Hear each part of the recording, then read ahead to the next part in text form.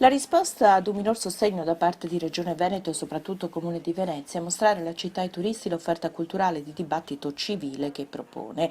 L'Ateneo Veneto, l'istituto culturale più antico di Venezia, apre le porte il 21 novembre, giorno della festa della salute, e propone una festa culturale ed artistica dalle 15 fino a sera.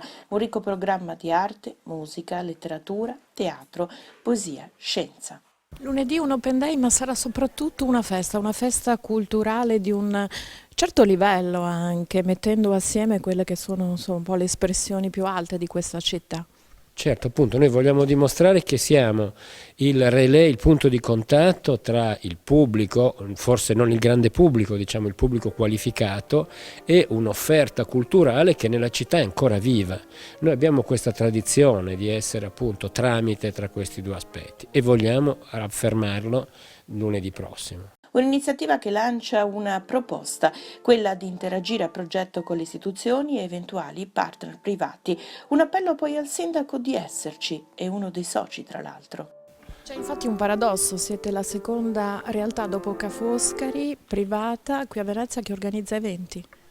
Sì, grazie, la ringrazio di averlo ricordato. In effetti noi siamo, potremmo dire, una specie di arena civica per la città, dove non soltanto si parla di cultura, ma si parla di problemi d'attualità, problemi che riguardano la città, il suo futuro, problemi come il confronto sul referendum, che qui è entrato ed entrerà. Crediamo che veramente sia, detto con un po' di retorica, la casa dei veneziani. Un appello a loro quindi.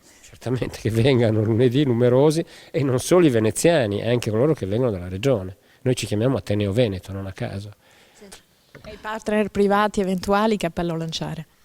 È quello che abbiamo appena detto, cioè di esserci vicini, di aiutarci, ma in qualche modo a progetto, insomma, legato a dei temi che ci possano trovare uniti e consoni.